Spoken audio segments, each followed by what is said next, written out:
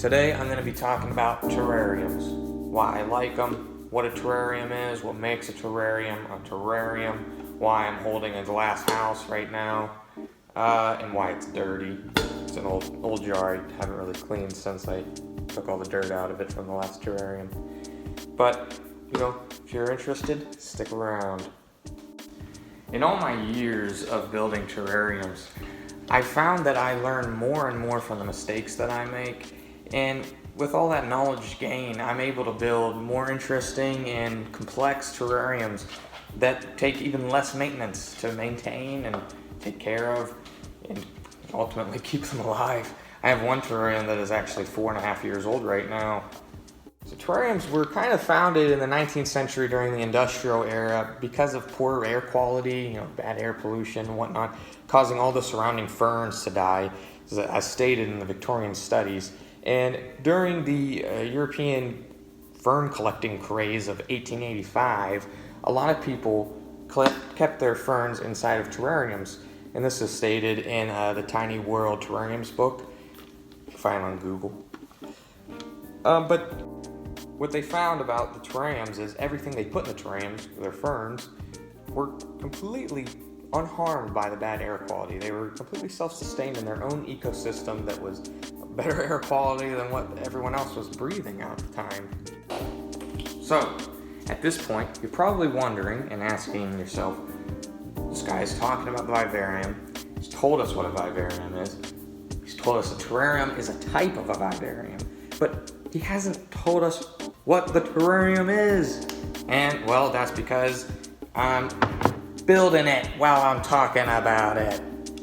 And while I'm building it, I'll get around to it.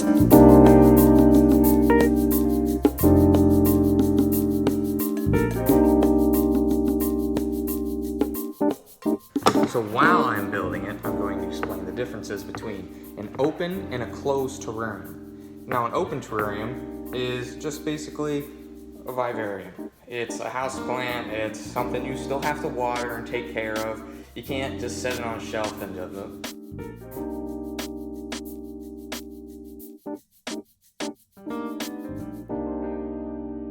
Now that's the difference. A closed terrarium, you can do that with. Once you create a terrarium, you create an airtight seal, which will then create a self-sustaining ecosystem, which will produce its own water cycle, and that will create the condensation to go down to the false bottom, which what I have here already prepared with all these small stones. What happens is the water will go into the false bottom and then travel up through condensation and fall back down as precipitation. And that will continuously allow everything in here to live without any more oxygen or anything from outside this jar. So as I stated, a closed terrarium is a self-sustaining ecosystem that has its own water cycle, coining the phrase "earth in a jar." The water cycle causes for precipitation to drip down into the surface runoff, which then goes to the groundwater, which is the terrarium's false bottom, which then crawls up the side of the glass as an evaporation process begins, and then turns back into the condensation, and the cycle continues over and over again, sustaining the jar. So as stated in the ebook by Fretz and Schalke, you want to pick a substrate, and the substrate is the dirt that you're putting in there on top of the false bottom, which is the rocks. You want to use a substrate that is light and will easily let water flow through it. And what that's going to do is it's just going to create less mold buildup, and bacteria and things can't really sit around in there because everything's constantly being flushed out properly. My motto for whenever I'm making my own terrariums, not really following any book advice or anything, but if you're using plants from your backyard and they grow fine with the substrate that's in your backyard, you probably should just use the dirt that's in your backyard. But with that being said, this is some nice light and easily flowable, that's a word, substrate for this terrarium. It's very small one anyways. So I'm just gonna move it around. Not really looking at it too well, but I'm gonna move this all around and make it look real nice and show you. So now that we have the substrate in there, we have, as you can see, a nice dirty, not very well separated, but a nice false bottom and a somewhat equally nice substrate layer, which is just some nice flowable dirt that I got from my backyard. And what we're gonna do with this terrarium next is we're going to collect some moss and some other plant life, and we're gonna fill this bad boy up and try and see how it turns out.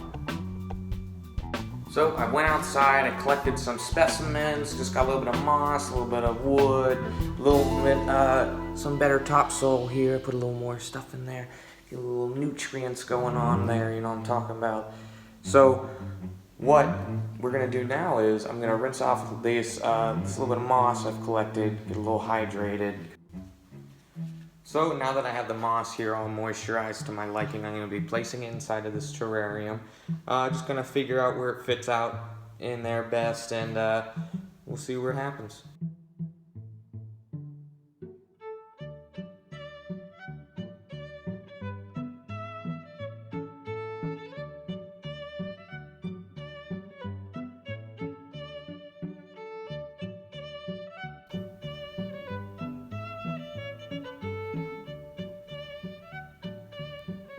So now that we've built a terrarium, we have one completely put together, now we need to start thinking about maintaining. As stated by Wesley Judkins in his scholarly journal titled Terrariums, you don't want to be keeping a terrarium in direct sunlight. You want to maintain a 70 degrees Fahrenheit inside enclosure temperature and allow it to just produce its own ecosystem. And what you want to do is only apply water to it when you start to notice the soil is becoming too dry and it's not producing its own self-sustaining ecosystem.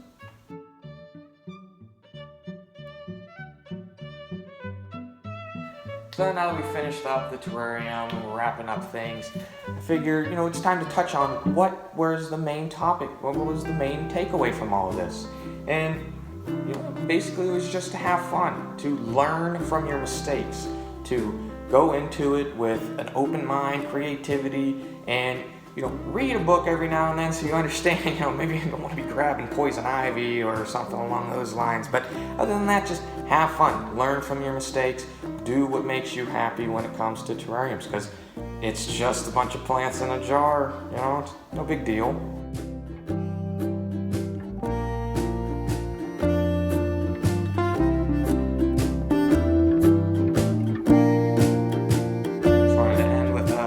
Thank you for stopping by and watching my video.